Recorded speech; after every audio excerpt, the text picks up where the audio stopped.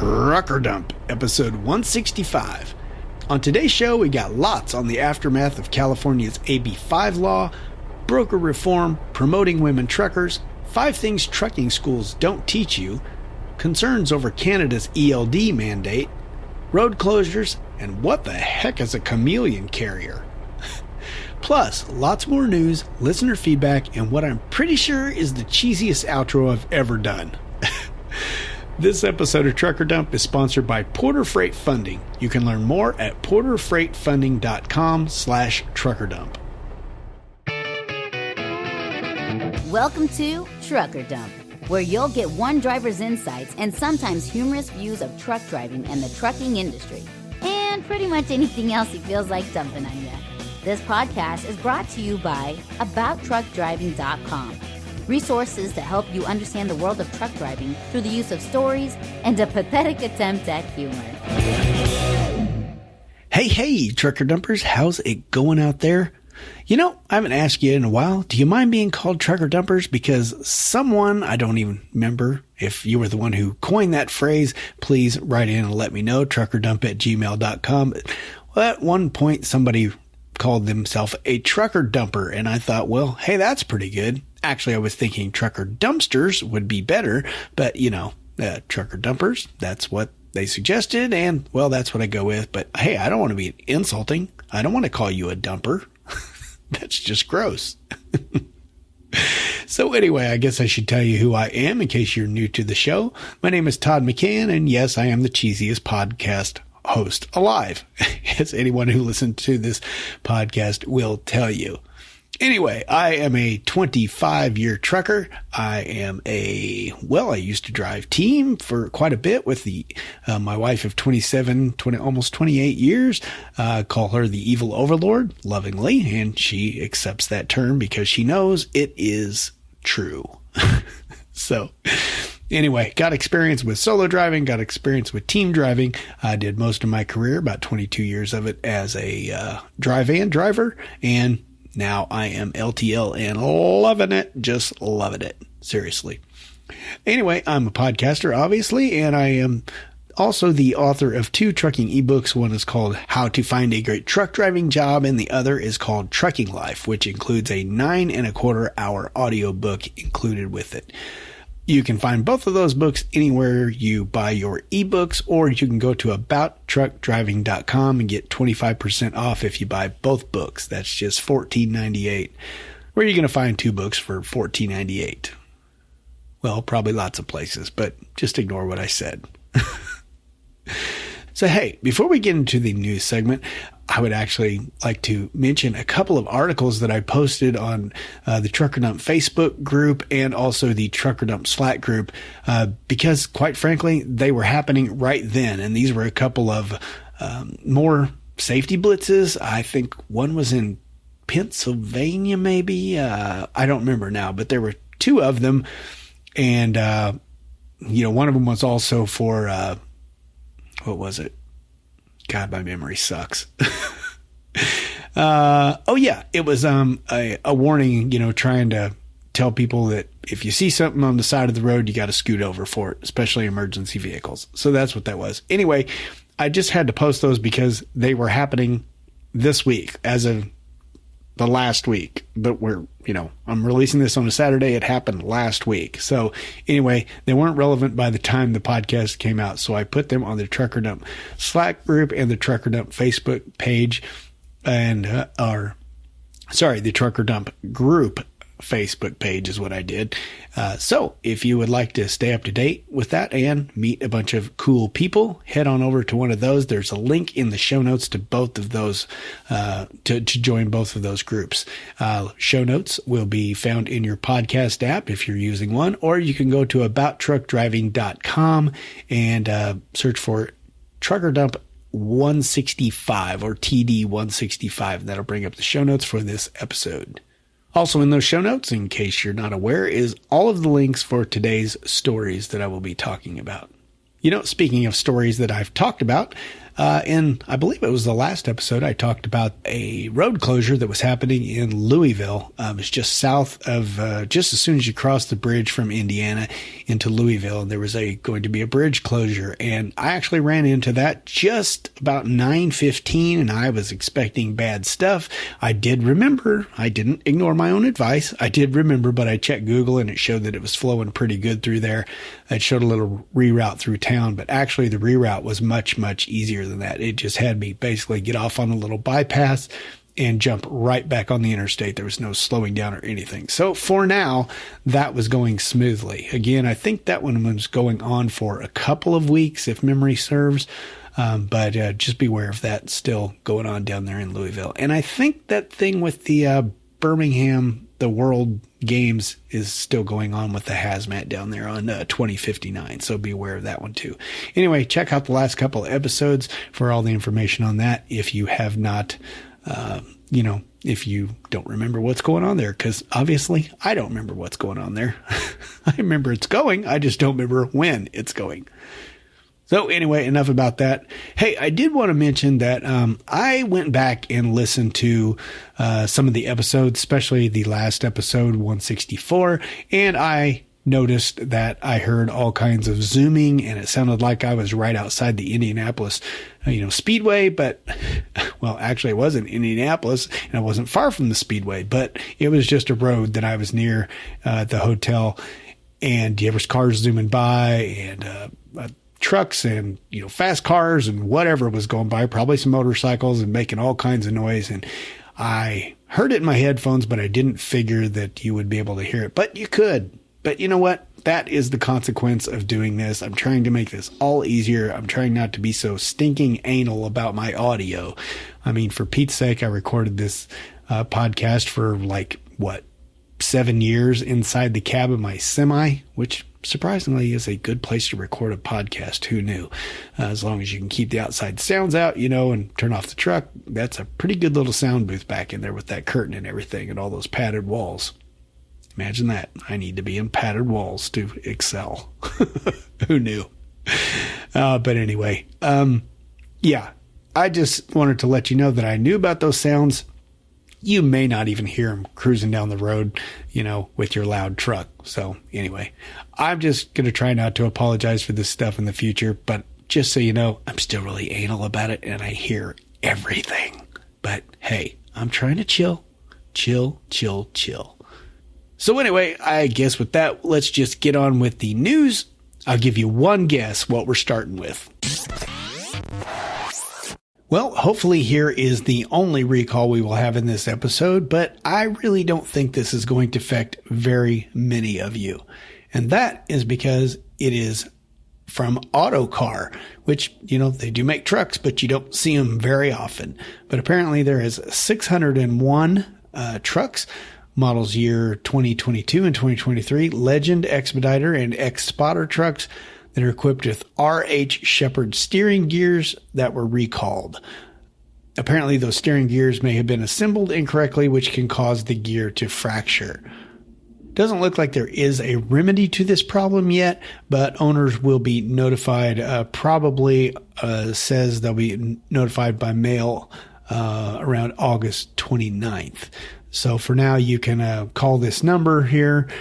Check out the link in the show notes, and it'll have the recall number here too. Oh, and look, also here right at the bottom of this article, it does say several other truck manufacturers have issued recalls based on this same thing, including Daimler, Volvo, Mack, and Navistar. So, wow, that's a whole lot of them. So interesting, I haven't seen those recalls pop up. Or maybe I reported on it before and just don't remember because, recalls are boring. Let's face it. Again, you can get all the details from this by just clicking on the link in the show notes. All right, here's a heads up from CDLLife.com. Anybody going into Detroit within the next week or so might want to pay attention here. Apparently, they are shutting down I-94 in Detroit from 30th Street, that's just west of Warren Avenue, to Chrysler Drive. Apparently, they will be working on a bridge there, and they're going to be shut down from July 22nd to July 29th. So just be aware of that. If you're looking for the route around that, personally, I just recommend routing around Michigan in general. It's good for the shocks. But, if you have to go into Detroit, you want to be aware of this. And there is a detour listed right here on the website. I'm not going to give it to you because you're not going to remember it anyway. And I don't want you writing as you're driving down the road. So just head on over to cdllife.com and check out the detour and all the details of this closure. Hey, last week we talked about the new AB5 rule that went into effect in California because the Supreme Court decided not to look at it. It wasn't that important. Quick reminder, this is the law that says leased operators cannot be classified as independent contractors anymore with trucking companies. This is going to affect about 70,000 truckers, it says, but this article here I found on thetruckersreport.com says that this law has actually affected 1 million people in the state of California since its inception in 2019. Now, I guess that means outside of the industry, outside of the trucking industry, I should say. Yeah, I guess. I didn't really know this affected a lot of other independent contractors, but I guess it did. A lot of them. Man, only 70,000 for truckers, but wow, a lot more for the general public. So, I guess they didn't fight it as hard. What do you know? But anyway, we knew it was only a matter of time before everybody in California started trying to figure out ways around this. And one thing I had talked to driver Chris Mack about, he's a lease guy with Prime, and we had talked about some of the ways to get around this. And, we were discussing that maybe one of the ways would just be to form your own company and get your own authority. And that would mean that you could go out and, get freight from anywhere. But, that's the technical side of it. But most lease guys and gals, hey, I got it right that time, would actually choose to just go ahead and pull most of the freight from the place they lease onto. And that makes sense because, the law doesn't say that you have to go someplace else and get work somewhere else. It just says you have to have the ability to go get work somewhere else. So that's a workaround. And that's what this article points out, that there was a huge spike. They said a record spike of 900,000 business applications during the fourth quarter when this was going on. Now, personally, I am a little bit confused about this, I have to admit, because I knew owner-operators could go get their own authority, and own authority just basically means that you have the right to go and book your own loads, whereas a independent contractor, a lease operator, does not have that authority.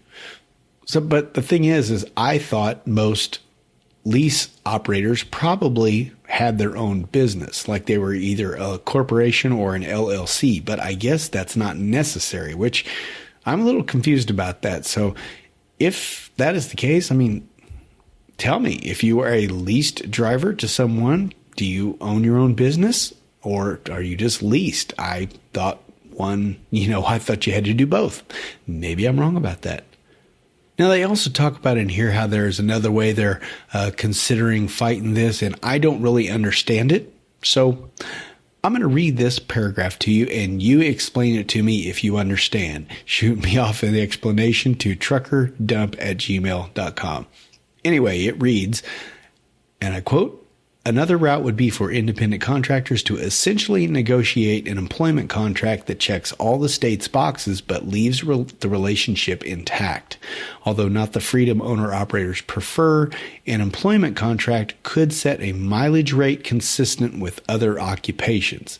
Balancing that facet against a salary that takes out taxes may satisfy the state's desire to receive direct deductions from companies." Again, I don't understand that. Please, someone write in, tell me what the heck that means. truckerdump@gmail.com. That's enough about that for now, but this is only the beginning of this. I'm sure all of these California lease folks are going to be really trying to figure out ways around this because their only option is to become an employee of the companies that they work for, that they independently contract with, or, just move out of the state. Or perhaps one of these options. I guess we'll see how this goes. To be continued. Hey, you know how we mentioned how this AB5 stuff was going to be the beginning of a big stink? And it was. There was some, as we spoke about in the last podcast, I believe it was the last podcast, we talked about how LA and Long Beach ports had thrown a one-day protest, and they didn't really cause a lot of problems, didn't block off traffic or anything like that, just wanted to let their voice be heard by, petitioning out front. And at that time, it seemed like Oakland was going to be protesting also. Well, as of today, this is Thursday that I'm recording this on, Oakland has been protesting for 3 days so far. Don't know if they did it on Thursday, but they did it Monday, Tuesday, and Wednesday. And they're not trying to stay out of the way. They're trying to get in the way. Yeah. Apparently there's three terminals here at the Oakland port, and they have blocked them all off. There was a brief period where they had opened a kind of like a back gate that not very many people knew about, but as soon as these truckers found that out, they blocked that one off too. They have basically shut down the entire Oakland port there for 3 days. They're just wanting their voice to be heard. Their new message to the California governor, Gavin Newsom, is the cargo won't flow until AB5 goes. Nice. Like the ring of that. Now, when I first read this, I thought, well, we're truckers. I mean, what do we think we have a right to an exemption to something like that? Why would just truckers have an exemption to a rule about independent contractors? Well, guess what? Well, probably because Governor Newsom has already done it. Yeah, apparently he's already exempted lawyers. Really? Lawyers? Real estate agents and accountants. Now, can anyone say in this environment right now, with the supply chain the way it is, a lawyer, a real estate agent, or an accountant is more important than a bunch of truckers trying to haul freight out of a port? California. What are you going to do? Anyway, check out this link on freightwaves.com if you want to be really frustrated. But hey, good on the 450 so drivers out there who are standing their ground. Way to go. The cargo won't flow until AB5 goes. Word. And while this is going on, apparently a bunch of California Congress members are urging Governor Newsom to repeal AB5 for trucking. That's on overdriveonline.com. I found this one. And, well, rightfully so, these Congress people are worried about cargo and, just the supply chain in general is already strained in California, and this is just going to add more problems. So they're asking the government the governor to basically exempt the 70,000 truckers that are being affected by this. Really short article over here. Again, that's on overdriveonline.com, but apparently the government is getting involved to stop the government. So I guess we'll see how this goes. Who knows? That's 70,000 voters, so might make a difference. And if you are from California, you might want to reach out to your representative to find out if they are on this list. There is a list of about 10 of them, 10 senators, and Congress people, I should say, not just senators. But you might want to check that out if you are from California so you can support them and say, hey, thanks for voting my way. For that list, head on over to overdriveonline.com or click that link in the show notes. So while all these California politicians are petitioning the governor to just get rid of the rule altogether, just repeal the AB5 rule, well, there's a bunch of trucking organizations who haven't gone that far, but they are asking for a stay. They're asking him to issue an executive order to temporarily pause the enforcement of this AB5 contractor law. They said they just need to get everything lined out where these companies can figure out what they can do to remain independent and still operate in California. And there's just not enough time to get that done, I guess. Case in point, there was actually a little tidbit in that FreightWaves article from before, the one about the Oakland terminals being shut down. And, this just goes to show that they do need time to get this all sorted out and to figure out what they can do. And what had happened in this one case is one of the companies was advised to split their company into a brokerage and a trucking company and have their 3 owner-operators form S corporations, and they thought that would fix everything and they'd be fine. Well, come to find out that trucking company was hit with a $180,000 tax bill because one of their owner-operators had apparently received some of the pandemic unemployment assistance because of COVID-19. You remember that back then? So, you know, again, that's such a strange thing, you know, that would not take place under normal business operations. So, again, they need time to work this stuff out. And this letter was penned by a whole bunch of organizations. They mentioned the American Trucking Association, the California Trucking Association, Harbor Trucking Association, Truck and Engine Manufacturers Association, National Retail Federation, California Chamber of Commerce, Associated Builders and Contractors, and the Agricultural Transportation Coalition. And of course, the Owner-Operator Independent Drivers Association, or OIDA, also penned their own letter stating basically the same thing. Now, one thing I found interesting in this article here is that it says there are approximately 500,000 owner-operators nationwide, constituting about 15 to 20% of the entire driver workforce. And the average owner-operator has about 26 years of experience. So, man, that's a lot of experience to lose if, you know, these drivers were deciding to get out of the industry or whatever. 500,000, huh? Really? 500,000? That seems low to me because, I mean, they were just talking about, 70,000 right here in California. So are there only 430,000 owner-operators left in the entire United States and all other 49 states? Not quite sure about that one, but either way, it's a large number. So anyway, the only thing that has been said about this from the governor is he mentioned that he realized there was a problem and they will be looking into it. That's about all you can get out of politicians, right?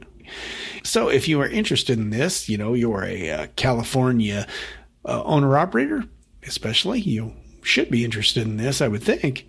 Head on over to Transport Topics, that's ttnews.com. All right, here's some possible good news from overdriveonline.com. House Transportation Committee passes truck parking legislation. Okay, this involves the U.S. House Committee on Transportation and Infrastructure. They had a meeting on Wednesday and passed a bill that would allocate $755 million for state and local truck parking projects. Now, if you remember from past episodes, at one point, the trucking industry was hoping to get $1 billion. Well, they didn't get that, but 755 is, well, that's about 3/4 of the way there. So that's a pretty good start, isn't it? This is called the Truck Parking Safety Improvement Act.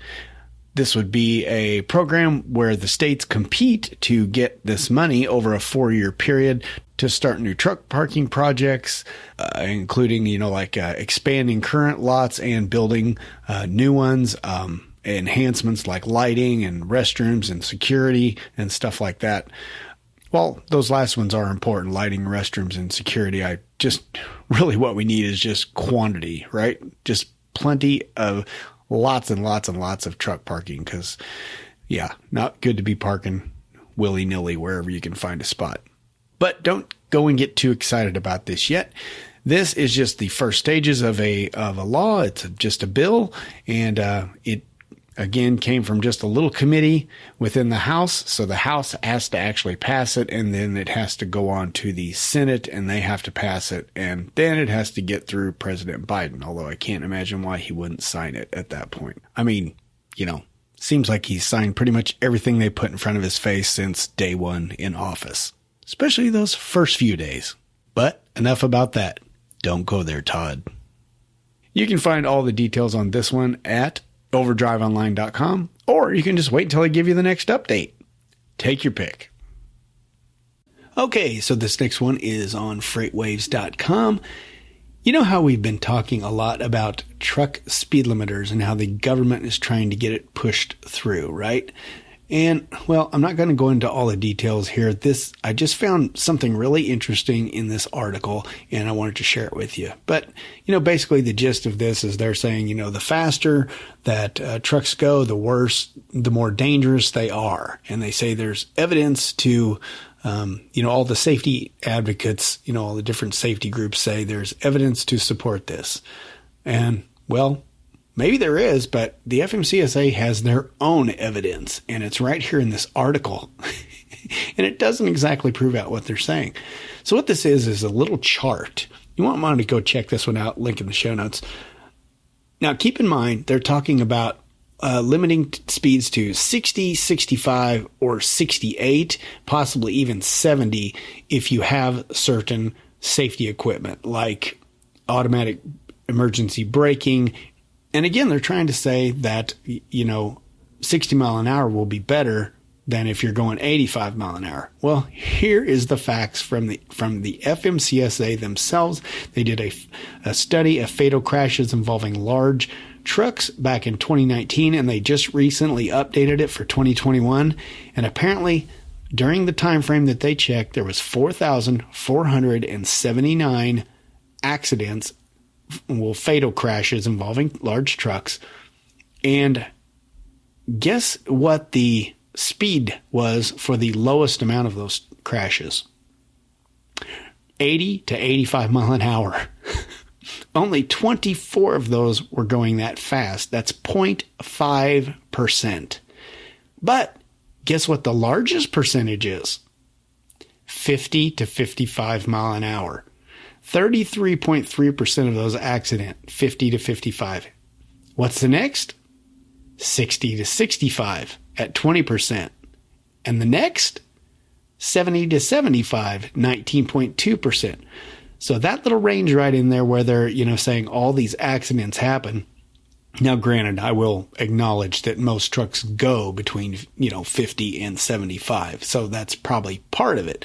But again, the thing to focus on here is not the super high speeds or the super low speeds, but just right in this range where we're talking about governing trucks. So they're saying the slower, the better, right?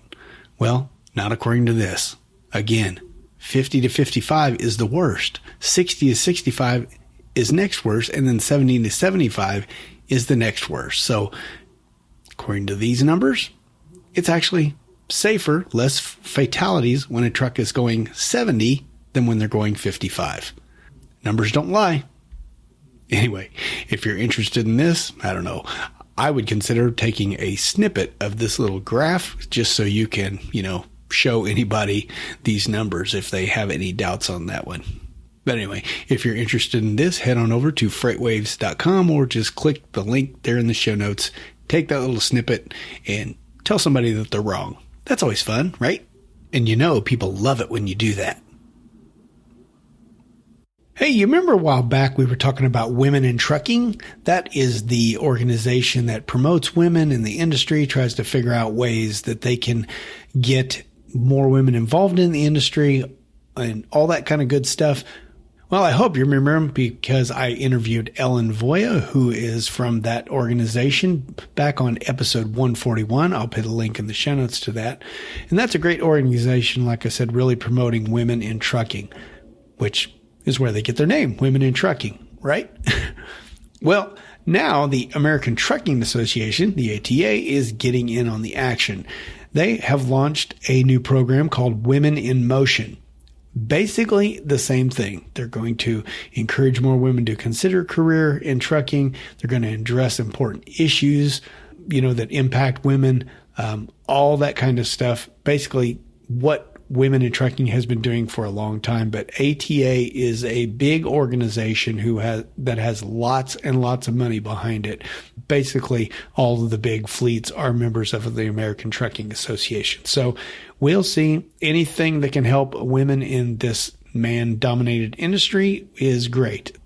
I mean, this article here on ttnews.com, that's Transport Topics, it says that while 47% of the U.S. labor force is made up of women, only 7.8% of them are truck drivers. In addition, there are about 8% of women are freight firm owners. 21.8% make up non-truck driver transportation jobs like dispatchers and customer service reps and all that. And 23.5% are transportation managers and executives, which honestly, that's surprisingly high. But I could see where that would really help for, if the executives of a company were women and they understood what women needed, they would be, in a better position to draw more women to their company. So makes perfect sense. Anyway, check this one out at Transport Topics, ttnews.com. Okay, overdriveonline.com brings us our next story, and this one is entitled Broker Reform. Should dispatch services be considered brokers? FMCSA's comment request sparks debate. That's pretty much all this is, a bunch of debate. But hey, if you are interested in this and what qualifies as a broker and what qualifies as a bona fide agent, be sure to check out the link here. Basically the FMCSA has been asking for input from the trucking industry for the last month or so. I believe that commenting period is over. I'm not entirely sure about that though, honestly. But they were asking 13 specific questions related to brokers, bona fide agents, dispatching services, and more. Yeah, it says during the month the comment period was open, so apparently it's closed now. They received 92 comments from various groups and individuals. Of course, lots of trucking groups weighed in on this, and lots of brokering groups, obviously, weighed in on this too. What a surprise there. Both sides want their side heard. So again, not going to go into a lot of detail here. Just basically, some people think that anybody who takes on a transaction between a trucking company and a shipper or receiver is considered a broker, and they should be, a lot of them they're saying they're squeaking through because they're not claiming to be brokers. They're claiming to be dispatch services or whatever. Again, this is beyond my pay grade, but if you are interested in this, there's a lot of good arguments for and against on this website. So have a look. I'm really bored with myself right now, so we're just going to move on. Overdriveonline.com. I don't claim to be the brightest bulb in the room, but, I'd like to think that after 25 years of trucking that I've heard most trucking terms and kind of understand the general gist of most things. Although you couldn't tell that if you listen to this podcast and hear me reading these news stories with all the help I'm asking for. But regardless, this is a new term for me. Have you ever heard of a chameleon carrier? That's a new one to me. Found this one on freightwaves.com. Chameleon carriers pose threat to nation's highways. Here is what is happening. Apparently, a trucking company can get shut down due to safety issues. Maybe they got a really crappy CSA score and, they actually get shut down and put out of business. Well, all they have to do is open up a new company with a different name and obviously different DOT number and all that stuff, but they use the same equipment and doing the same operations. So they're just ducking out of one and saying, well, that didn't work. We got in trouble. Let's switch over to this other one, and it'll take a while for them to catch up. Well, that is a problem, apparently. I didn't even realize this existed, but of course it is. If there's a way to get around safety issues, people will always do it. Yowza. Now, let's be clear that if you are getting shut down because of safety issues, you are really bad at it, okay? For instance, they list here in an article from 2005 to 2010, chameleon carriers were responsible for accidents that killed 270 people and injured 3,500. So, like I said, interesting article here, and they said there is specific challenges, with trying to catch these chameleon carriers because there are so many, in one of the stories here in this episode, they talk about owner operators and how there's 500,000 of them in the United States. And I was speculating that I think there's probably more than that, but hey, what do I know? But so you can see why it would be easy for one to, a handful of these carriers, these bad carriers, to slip under the radar and just change their company name, move on with business. So, of course, they're going to try to battle this with new laws and, better technology that will help keep up with them. But they also say it's just going to take a lot of work. They're going to be looking for stuff, that is similar from one company to the next, like phone numbers or even fax numbers. Fax numbers? Wow, really? I guess, hey, it's trucking. It's an old industry. They're going to be looking at, landline numbers, email. Could be just a physical address, because maybe a lot of these companies are not going to move actual addresses. That would be a big pain in the butt. So they're just going to have to do lots of cross-checking and stuff like that. It's going to be very interesting to see how effective this is when they're trying to crack down on this.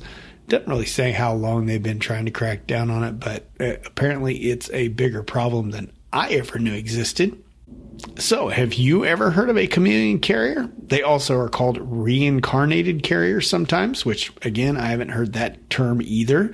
But if you have heard of that term and would like to write in and tell me how stupid I am, have at it. truckerdump@gmail.com.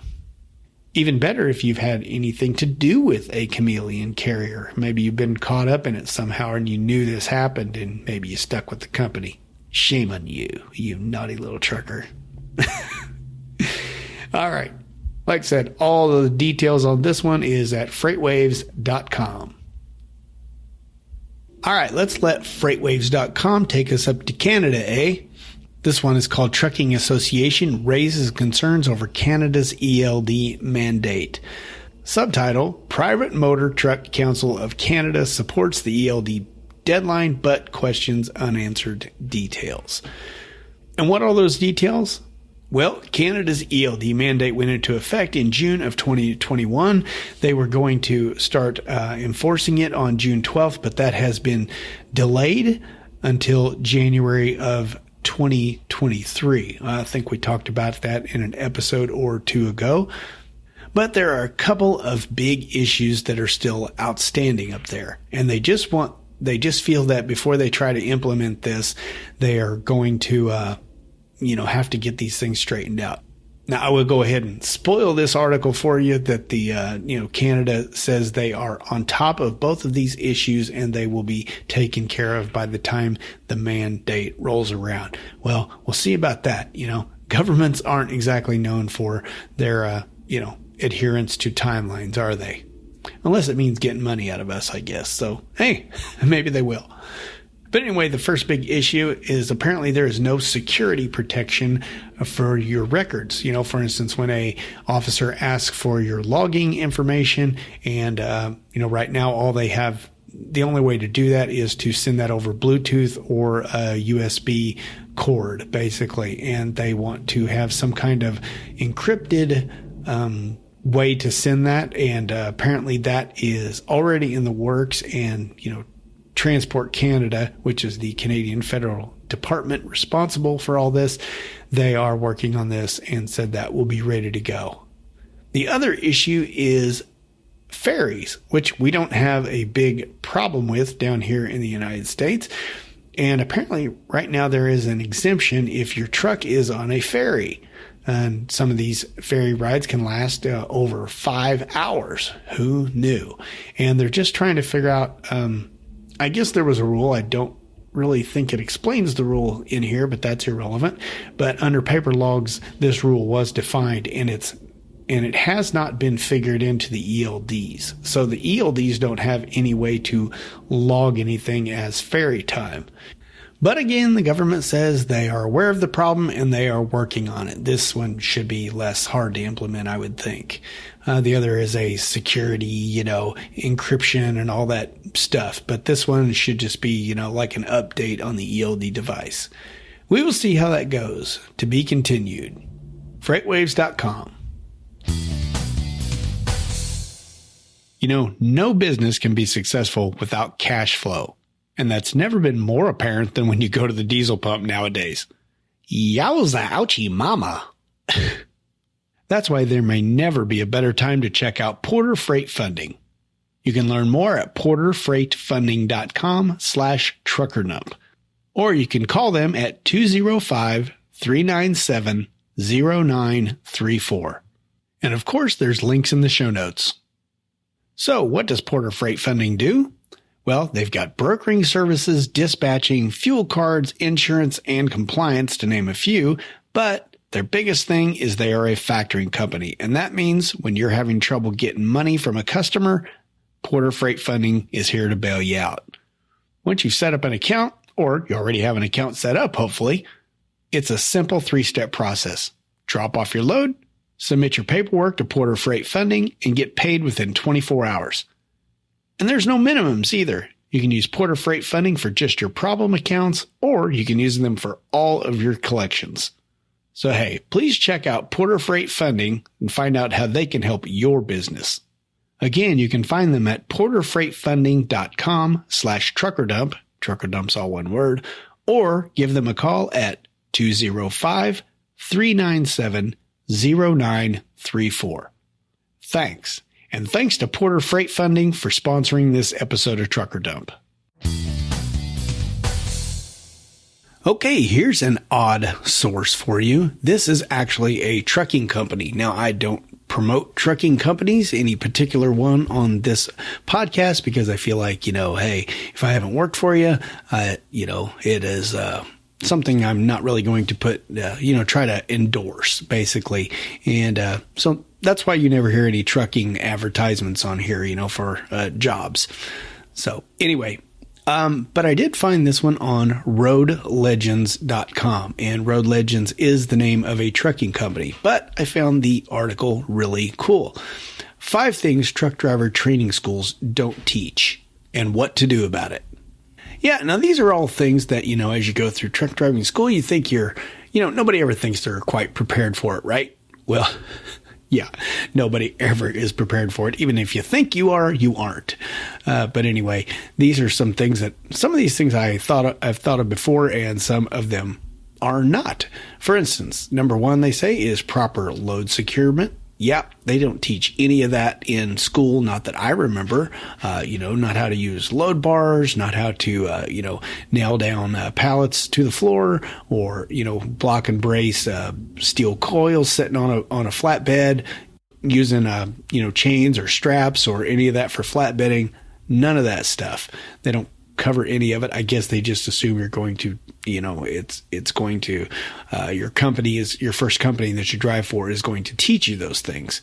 And they do. And I guess that system works, but that is something that you'd think they might want to cover a little bit, just so you can, maybe, the first company you go for, is a flatbed company, and they say, do you have any flatbed experience? And you can say, no, but my truck driving school I went to showed us how to chain properly and all that stuff like that. So, it's just a little leg up that might help you get a job in the trucking industry. The second thing they mention is how to handle your equipment. Okay, get your mind out of the gutter on this one. Okay. They're really talking about, how to chain up your tires in icy conditions, how to shift a conventional transmission, which is, something some schools don't teach anymore, and is a very good skill to have, because you cut out a lot of job opportunities if all you know how to drive is an automatic and your license is restricted to an automatic. Even things like sliding the fifth wheels and how to get, your weight distributed and how to get your weight distributed. Yeah, that's the word I'm looking for. Distributed. Things like that. Third thing on their list is the risks of driving a truck. And, they're talking about how, not only the truck is a big, dangerous weapon in itself, and I guess the schools, at least mine did, covered a lot of defensive driving and stuff like that. And, showed us some videos of truck wrecks and stuff like that were really, really kind of pounded into you how important it was to drive a truck safely. So not really sure about that one, but this next one is for sure. They don't really talk about how dangerous driving a truck can be. For instance, there can be, if you don't have a good place to park and you end up parking in an industrial park or something in a bad area, there's dangers associated with that. There's theft, there's hijackings, stuff like that. And even, with this latest, the BLM and the protest and, blocking roads and trucks getting attacked and stuff like that. Now, that doesn't happen very often, but things like that do happen. They also mention stuff like loading dock accidents, falling off of a flatbed or the deck of just getting in and out of a truck properly, and just general other injuries that can happen when you're driving a truck.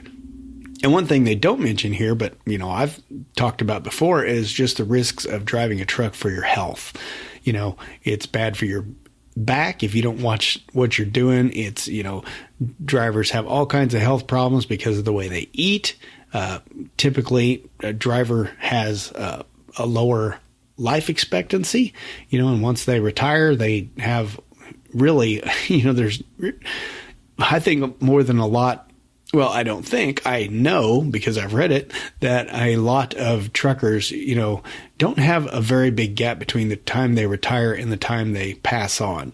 And that's all because of, the lifestyle that we lead out here.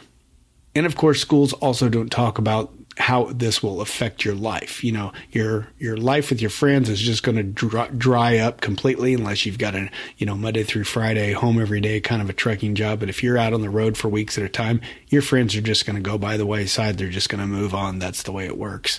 And, even relationships, marriages are extremely hard to try to keep up that. And, having to even put your spouse through that, and that's one thing I always stress is if you're getting ready to get into trucking, you better be talking this over with your spouse if you have one, or your significant other, or whoever it is, because they are going to have to deal with this just as much as you are. It is a lifestyle. Just have to remind you of that one. And number 4, you won't realize you're unprepared for the road until you're on it. Yep, that's true. They're talking about, trying to chain up in the middle of a blizzard, just being in a blizzard itself. You can't train for that. Often you cannot train like for mountain passes and things like that because, I trained in Wichita, Kansas, and there's no such thing as a mountain. Heck, there's not even such thing as a hill in Wichita. So, so just things like that you just can't be prepared for until you actually get out here and start doing it.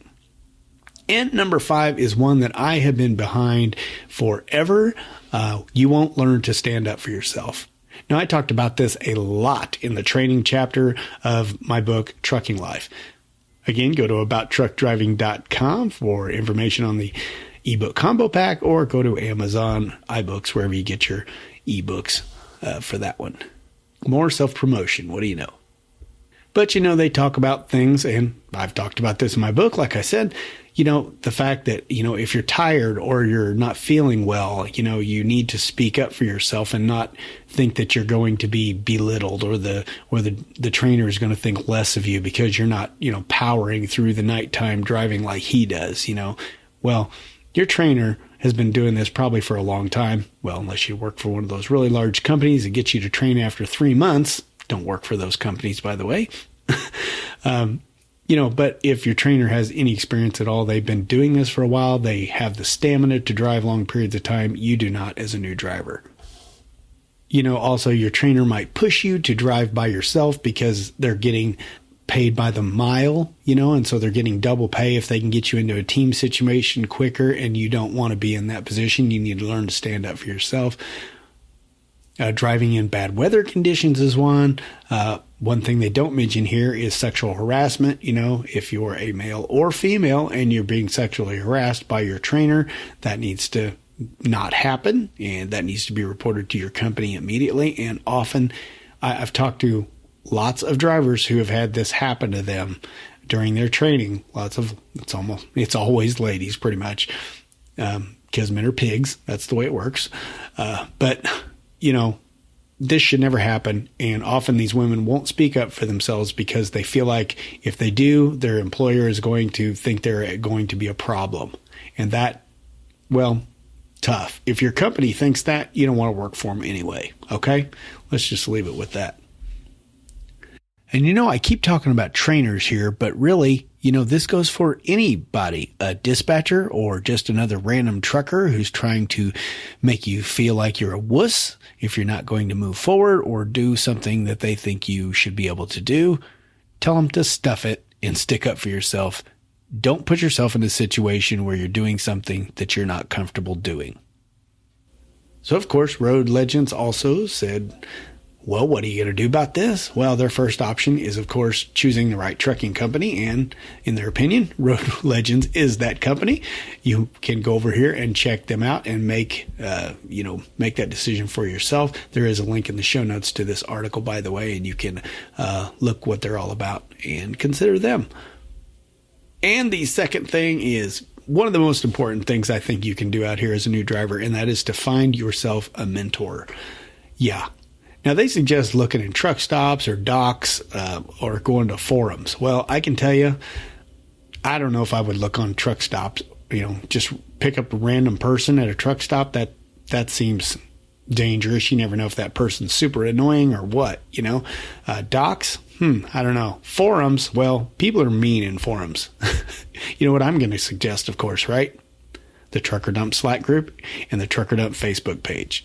If you want mentors, go on there, find one, or just use everybody on the site as your personal mentor. Those places are manned 24 hours a day. We don't have mean people there. We have people who want to help, who are friendly. People who listen to the Trucker Dump podcast are cool, okay? We don't tolerate that crap, and we're not going to tolerate that crap in those groups. So, if you're looking for a mentor, and you should be if you're new, check out the links at the bottom of the podcast show notes, and there's links to both of those right down there. So again, this is roadlegends.com, and go and check out this company if you're interested, and this article, which I found to be really awesome. Wow, I talked about that one way longer than I thought I was going to, but hey, it was a good article. What can I say? I like any article that brings on good discussion. Hey, here's one that I find both funny as heck and, well, as scary as a doll in a horror movie. I found this one on CDL Life. Portland to consider banning the sale of diesel. Yes, you heard that right. The city of Portland thinking about banning the sale of diesel. Actually, they say they are going through with the plan. It's not going to happen right away, but they are going to phase it out over time. And of course, why are they doing this? To push you into an electric truck. I don't even know where to go with this. I mean, really? We're already making laws, and, states are saying that they're going to phase out all diesel engines and even gasoline engines by particular dates on down the road somewhere. And now they're coming out, here in Portland and saying we're just going to not have diesel available in the city, which of course is not going to stop anything. They'll just get it brought in from outside the city. And, if you have a terminal, they will have, they can easily put tanks right there in the yard, things like that, or they'll just go outside the city to get it. But hey, let's just keep pushing toward this electric thing, right? Anyway, this was short and kind of absurd, so I just had to share it with you. CDLLife.com. Wow. CDL Life has an interesting one here. New program to add tire monitoring tech at 200 truck stops. Tire data sent to fleet managers within 2 minutes. Yep, that pretty much sums it up. Pilot is partnering with Bridgestone on this one, and a service that Bridgestone offers called IntelliTire. And what it's designed to do is you pull into the pump, you get your tires checked, and it reports that information to the IntelliTire software, basically, and then that shoots it off to the fleet that you drive for, and then they know how your tires are doing. There sounds like they're implementing this at 200 Pilot and Flying J locations across the summer. I just have one concern. Love's Travel Plaza. We all know how that tire thing worked, right? You hardly ever see anybody in there. Usually drivers are using it to take the 30-minute break, or they pull through there. I know that's what I usually do, because most people don't use that lane because it has the tire stuff on it. So, the main problem with the system is personnel. even before COVID, you couldn't get anybody out there to do it for you. I tried 2 or 3 times at Love's and could never get anybody to come out there and look at it. It was usually the mechanic who was supposed to do it, or the maintenance guy or whatever. Oftentimes that's the same person, and they're either busy changing a tire for somebody, or they're cleaning showers or whatever, and that's just low on their priority, and they would just tell you that, well, sorry, we can't do that right now. So if this system is reliant on a person, which I'm sure it will be, how else are you going to hook up hoses to the tires unless they got some magic X-ray infrared device or something to measure tires that I don't tire pressure that I am unaware of, then I see this as failing. But I guess we will see. Stay tuned for that one. Start looking to see these land in your Pilot and Flying J this summer. Okay, now here is a story I just simply could not pass up on. Thanks to CDLLife.com, I heard about this. Texas barbecue joint has a drive-through for semi-trucks. Wow, cool. You ought to see this, which you can do by clicking on the link in the show notes. It shows a picture and a video of how this works. It's basically like a giant barn type building. The business is called Mustang Country Barbecue, and it is based in Andrews, Texas, which is on US 385. And basically you just drive your entire rig, all 18 wheels, right into the middle of it, park, order your meal, and then you're back on the road real quick. I just really thought this was neato, considering, how hard it is for some drivers to get food out here right now. Now, I don't know.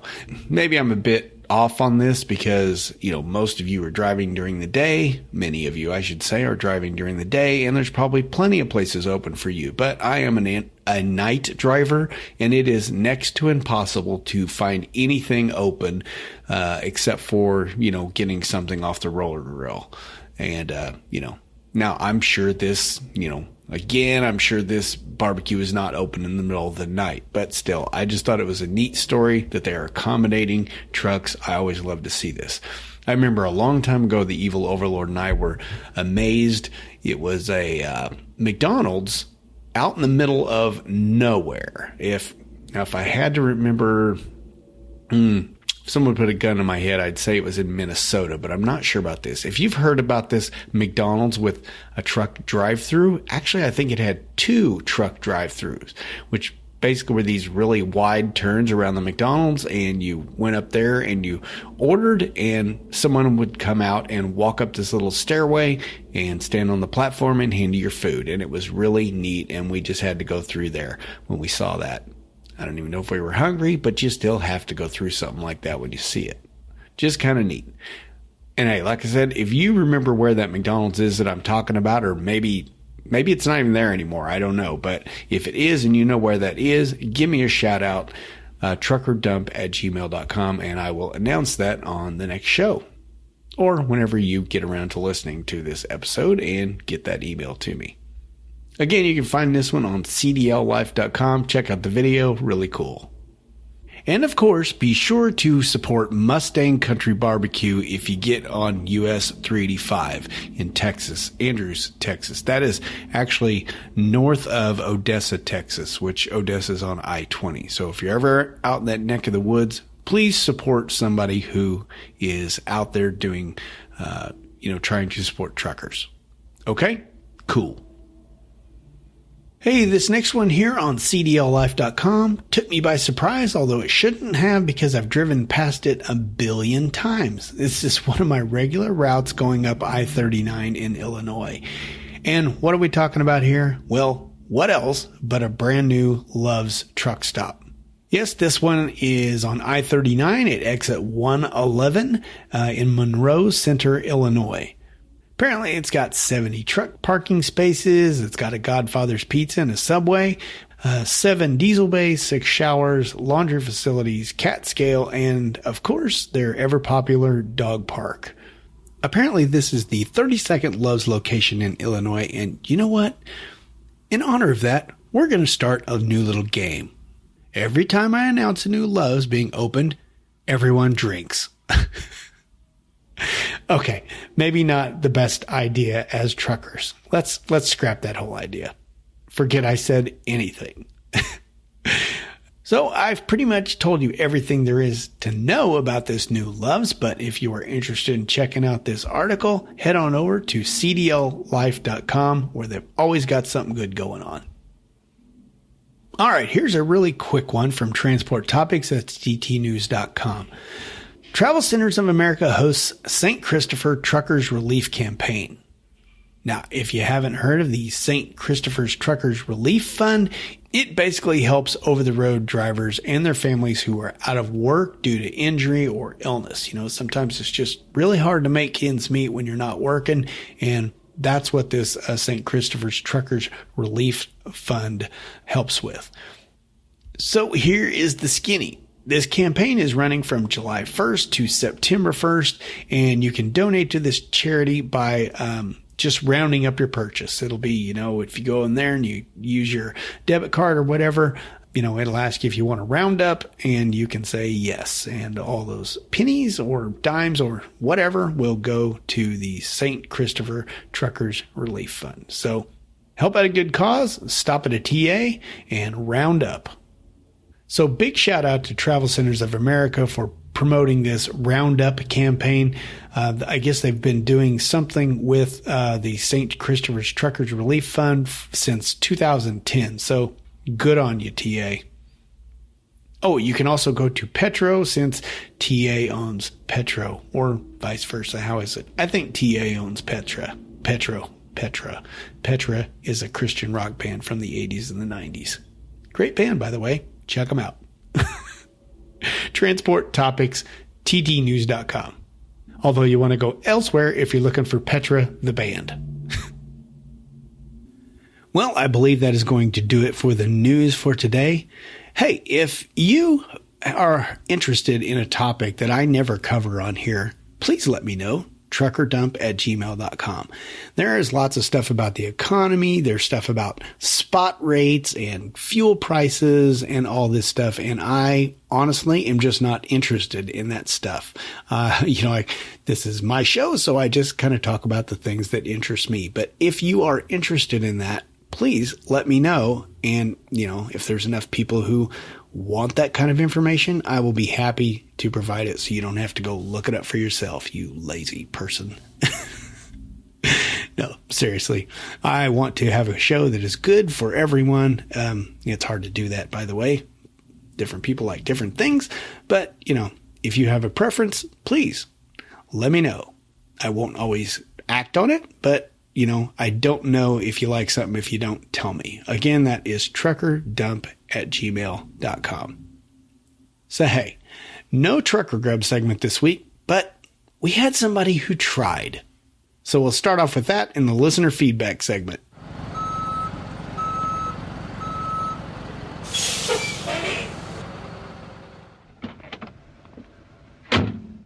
Hey, yo, bud, where do you want this load of feedback?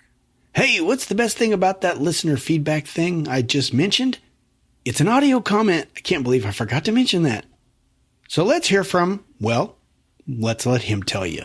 Hey, Todd and fellow trucker dumpers, Matt McKellar here, a.k.a. Mountain Matt. I was going to call in and leave a Trucker Grub segment for you, and I ate at 2 independent restaurants at truck stops recently, but both of them were pretty terrible. So I don't think either of those warrant a recommendation or a Trucker Grub segment.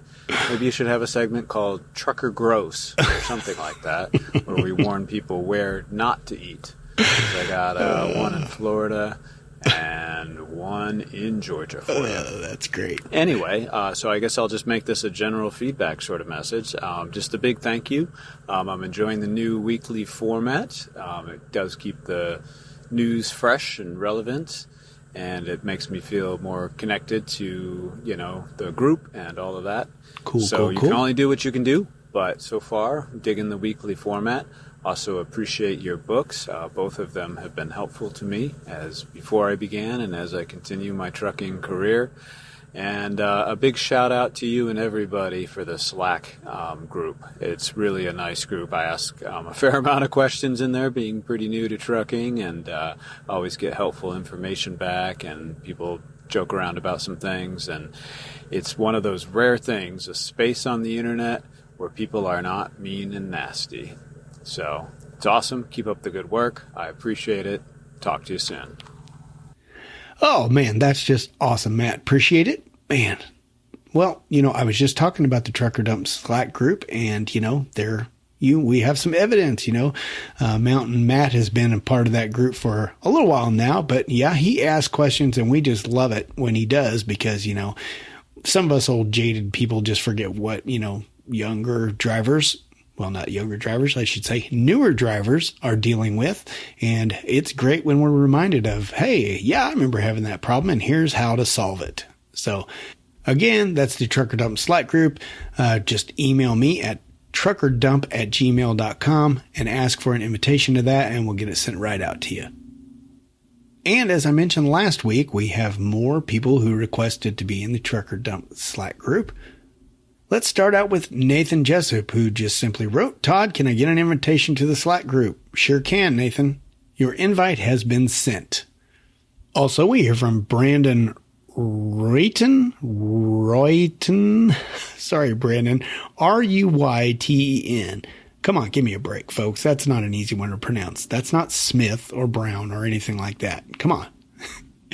Anyway, he writes, Hi, my name is Brandon. I wanted to tell you I enjoy the podcast. I'm currently in CDL school going to test here on August 3rd. Fingers crossed. But super excited to get driving. This is my retirement plan after 32 years of drywall finishing and construction in general. I would like to join the Slack group. Thanks for your time putting all this together. Well, you're welcome, Brandon, and I hope you enjoy the Slack group. I believe I got your invitation sent out. I'm always interested in why people decide to choose trucking as a second career. Is it because they're just tired of going to the same job 9 to 5 every single day? Are they just looking for something completely different? Is it just because it's easy to get into? It doesn't take a lot of school. What is your thoughts behind this? Brandon, write in, let me know.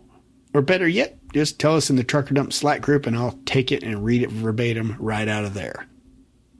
And the last one we're going to hear from in this category, at least until maybe next week, if anybody else decides to join, we're going to hear from Rob Clemens. He writes, Hello, I am requesting an invite to your Slack group. I am a logistics coordinator at a carrier with both asset trucks and a brokerage, looking to gain more insight of desirable load times, products, lanes from a trucker's point of view.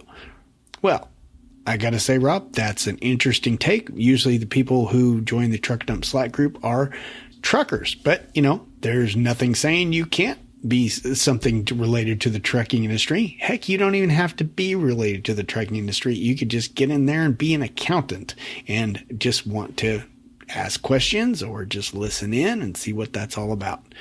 Not that I believe I have any accountants or anything like that in the group.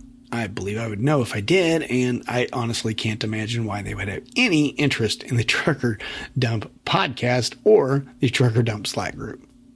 So yeah, thanks to Nathan, Rob, and Brandon all for joining the Trucker Dump Slack group. That's awesome.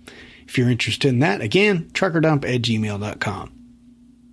Next up, we're going to hear from Nicholas. Nicholas wrote in a while back telling us about how he's working in a stone yard and he was going to go for his Class A CDL. Well, bit of a change of plans here. He writes, Hey, Todd, with how busy things are at the job in the stone yard, sadly, I will not be able to go to trucking school until September.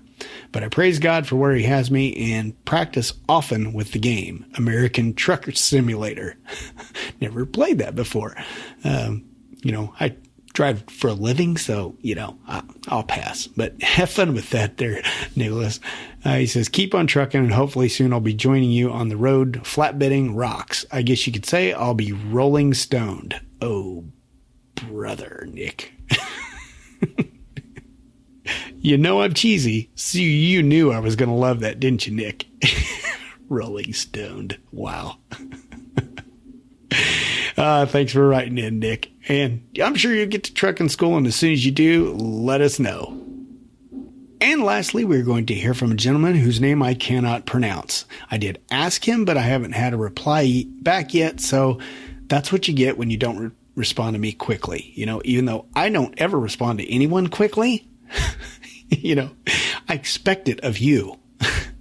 Anyway, I'm guessing his name is Butare. That's Butare. And the last name, Nkunzi. And just for giggles, I'm going to try to pronounce that. Butare Nkunzi. How'd I do? We'll find out.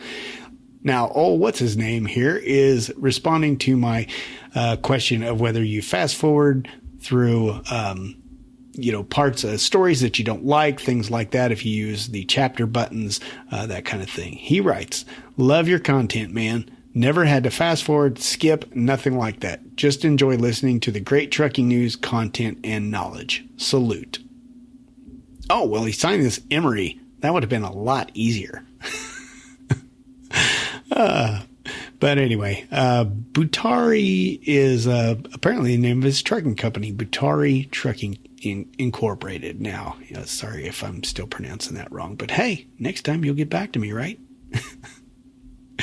So with that, I would like to thank everyone who wrote in, and hey, you could be next. And that's because I don't have any lined up. I've gone through all of them. So if you want your voice, please, your voice, that'd be awesome. Take audio comments, just like Matt did. That was sweet. But I take regular old boring emails too, if that's how you roll.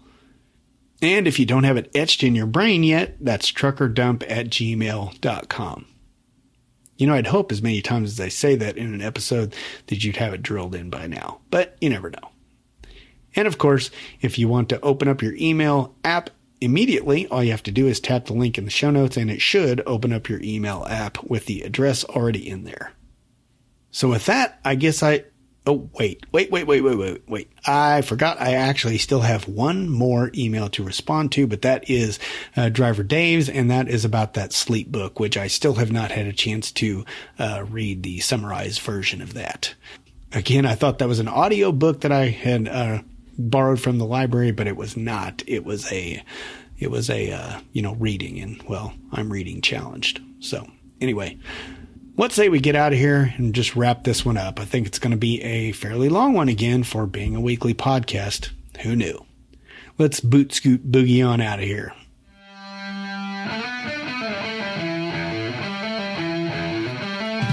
Well, here we go again.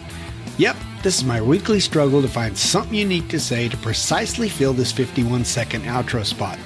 So let's just keep it short by saying that everything I do, including the show notes for this episode, can be found at abouttruckdriving.com.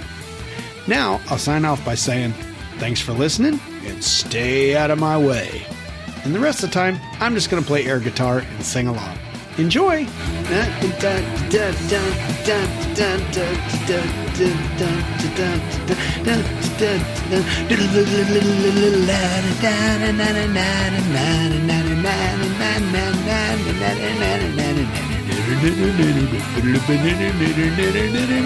stop! That's not what I wanted to open. Why did I open that app? So while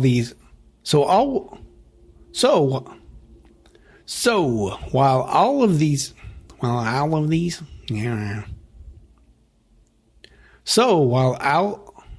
of these split. And of course, be sure to